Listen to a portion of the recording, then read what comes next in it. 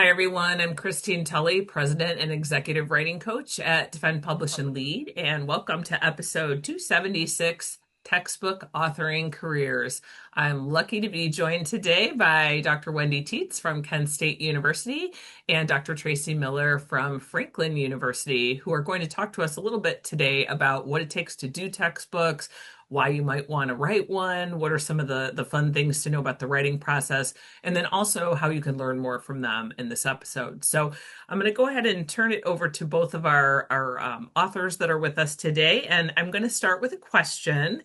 Maybe we'll have Wendy respond and then Tracie, but I would love to know how you got into textbook authoring in the first place, because for many academics, that's not the first place they go. Sometimes it's articles, sometimes it's books, but textbooks usually come about as a result of some circumstances. So, Wendy, if you want to share with us a little bit about just how you got into textbook authoring, that would be great.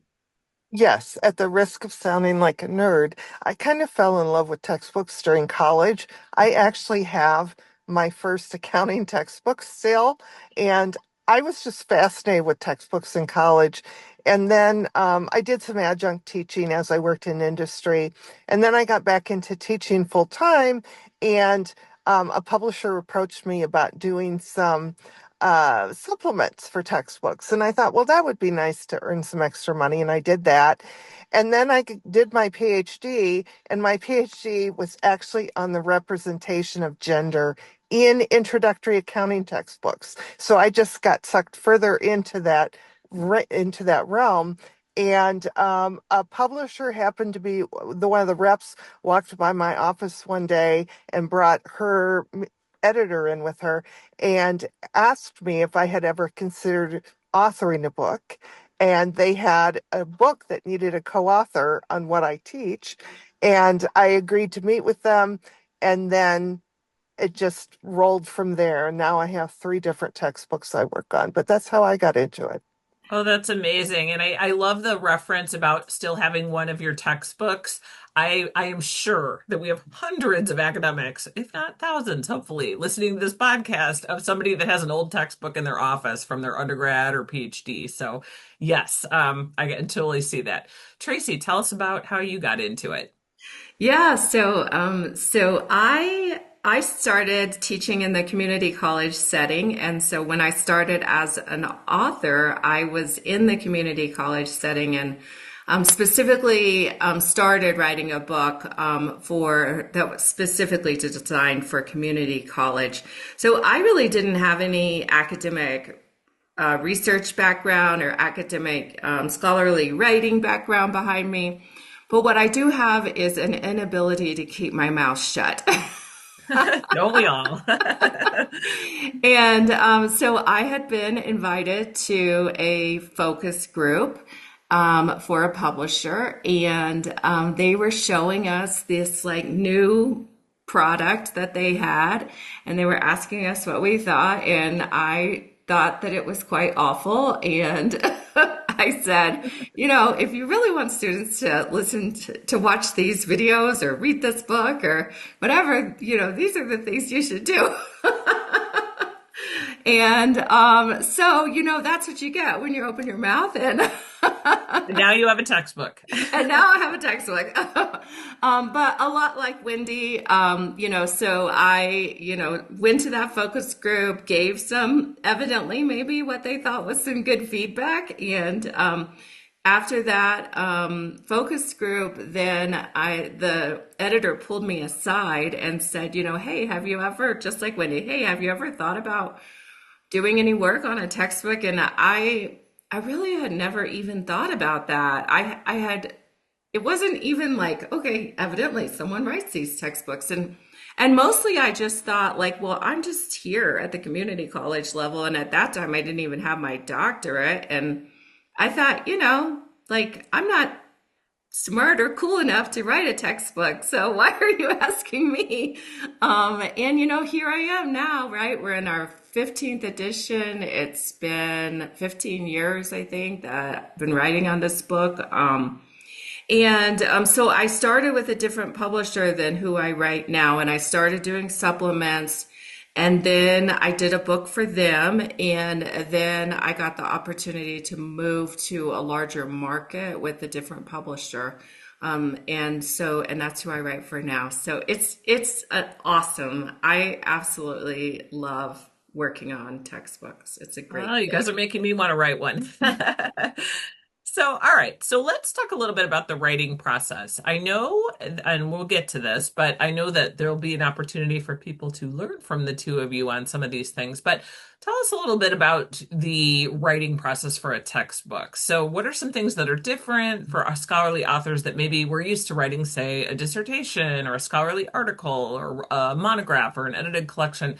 What's different about a textbook process? What are some kind of things that happen during the writing process, things that you've learned along the way about writing one? Wendy, again, we'll have you go first and then we'll have Tracie. Okay, I think the biggest difference is you have a much larger audience for your dissertation. You're kind of trying to please your committee, right? And for other ones, you're trying to please editors of journals. Here, you're trying to please faculty and students from all over. And I've always been shocked that there's not one right way, that people have different, very different opinions on it. So I think that's a big difference. It's a very collaborative process, getting a lot of feedback from users. As opposed to doing research per se. So it's very collaborative, and that would be, I think, the biggest difference is you do have this much larger audience. Okay, Tracie? I think I'm gonna say it never really ends. So, and I think that's a myth that people think about when you write a textbook. And if you want to have a successful long textbook career, you should always be thinking about the next revision, or what else can you write, or so it's a lot of really thinking about how do you always stay in front of your customers. How do you always make sure you know what's going on in the educational environment? And that's what I love about it. When I did, the scholarly writing and research that I did, I felt like it was more like you did this and then you got it published and then you moved on. And maybe you did some building off of what you had already done, but to me, writing a textbook is being fully immersed in not just your content, but fully immersed in the educational environment and always listening to what faculty are talking about their struggles, always listening to students and talking about what their struggles are. Because, when I think about what's my goal in writing an accounting textbook, my goal is to have faculty feel like they're using amazing resources in their classroom, and for students to feel like they're learning accounting and they're being successful. So that is a process that just doesn't ever stop. Yeah, I love that. And I know one of the ways that faculty can work with you if they're interested in looking at some of the things is through our Textbook and Academic Authors Association Summer Institute. So everybody on the podcast, everybody knows TA is my only sponsor because I love them so much. I do. And the Learning Lab idea in the Summer Institute, I think is really, really cool because this is a way that you can do writing support. But I'm really interested in the one that the two of you are doing. And I was hoping we could hear just a little bit about that. Because if people sign up for the Institute as a quick refresher, it's a very low cost way to support your writing for the summer. But you can choose what learning labs to go to. And Wendy and Tracie have one on what it takes to sustain a textbook authoring career. So I know we've talked about like how they got into it and some of the things to know about the writing. But I like this idea about sustainability because this is not the thing where you can write a scholarly article, publish it, and if nobody liked it, who cares? Just go write another one. like the world would keep moving. Like there are a lot of embedded pieces. There's, changes in editorial staff. I'm sure there's a heck of a lot to do with like figures and images and all that kind of stuff. And my guess is if you're somebody that's brand new to textbook authoring, or you've been in it but you're not real successful, like people are not, they're not interested in your book, it's not selling well, I feel like people could go to get some advice. So, Wendy, I'll have you kind of start with what you're planning to do during the learning lab at the Institute that talks about textbooks. And then Tracie, I'll have you say some additional things. And for everybody that is on YouTube, you can actually see some of the descriptions of our learning lab. But for everybody else who is not just listening on Apple or Spotify, I will have a link to this learning lab in the show notes so you can see it, see how to sign up and everything like that. But Wendy, go ahead and tell us about your learning lab. Okay, we have a lot of things we're going to talk about because we've both been in it for a long time. We both write for the same publisher, by the way, and we have books in slightly different markets. And so one thing that comes to me that I think people are surprised when we talk about is, like Tracie said, it's never ending. We are constantly, right now, I'm working on a 15th edition, and I'm also working on an 8th edition, but I just started making notes for the 16th edition and the 9th edition while we're in the process for the current one that we're working on. And so why do we do that? Because every edition, we can't just come out and say, oh, look, there's a new cover. We did some rewrites to make it prettier. We have to have a story. There has to be a reason. The publisher is not going to say, oh, just go do a revision. We have to sell it. And not every book gets another edition. So we have to constantly be validating why this newer one is better. Why are we doing this? And importantly, to faculty, what's in it for you? Because we know it's a big deal to change editions, right? So how can we make that worth it to you? So it is constant. I start on the next edition when I'm in the current edition because I'll start seeing things that I can't do right now. And I'll say, that's what I want to do in the next edition. So I have folders started for editions that haven't started yet, but that's so that when I come to that edition, I'm not starting from a blank slate ever. And I have a cohesive story to tell my editor to say, this is why I think we need a new edition. And you have to constantly sell new editions because nothing is guaranteed. I've been very fortunate, but it is something I work on constantly. And I'm always at conferences. Tracie and I attend conferences all the time. And a lot of the time, sure, we're presenting, but other times we're just listening to what people are talking about and listening for those pain points. It's not like we're doing focus groups necessarily. We're just listening to conversation and hearing what we hear bubbling up from the faculty, what they're feeling. Mm-hmm. Okay, Tracie?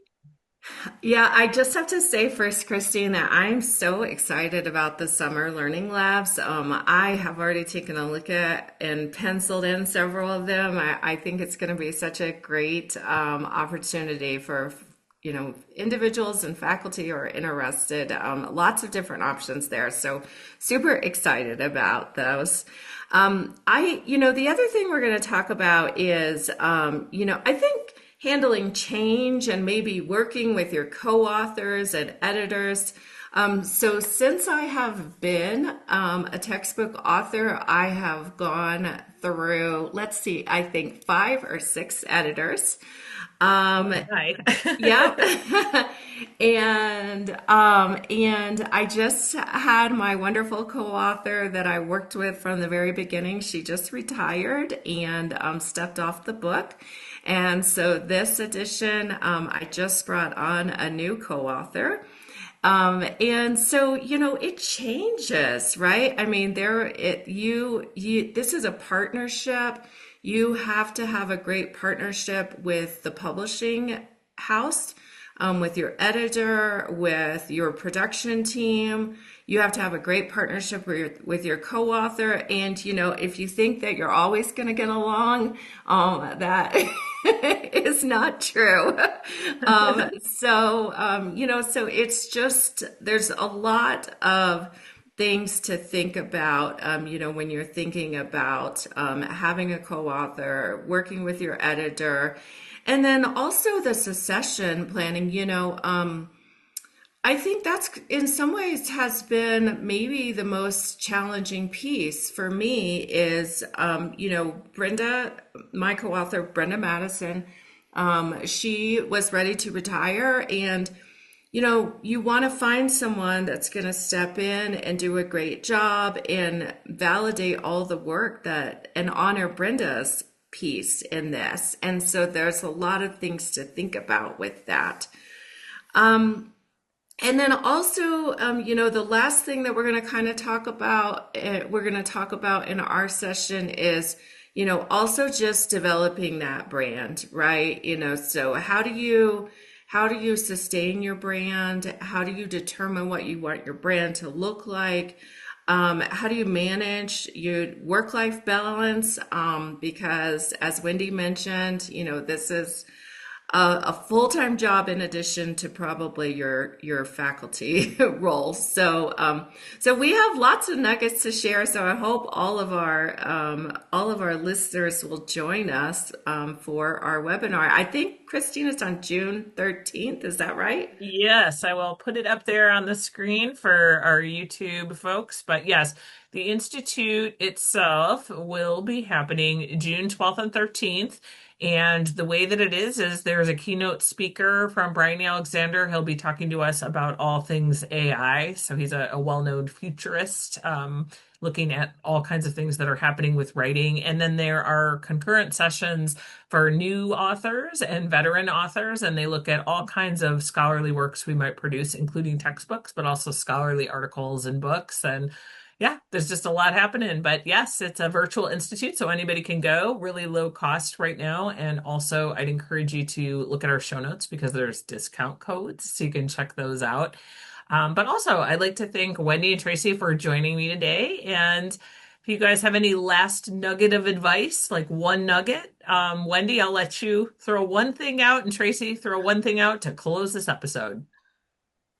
I guess I would just say I hope to see you at the Institute. I think learning from others goes a long way towards continuing to survive. Sounds good. Tracie. I think my nugget would be if you're thinking about writing a textbook, don't put it off. There's so much that we can say in our head about why that might not be the right thing, but it's an amazing journey. I've loved every moment of it, and I would just highly encourage everybody to take advantage of all the great resources that TAA has for us, and really take a chance, dive in. On that note, we will end this episode, and happy writing, everybody. Have a good week.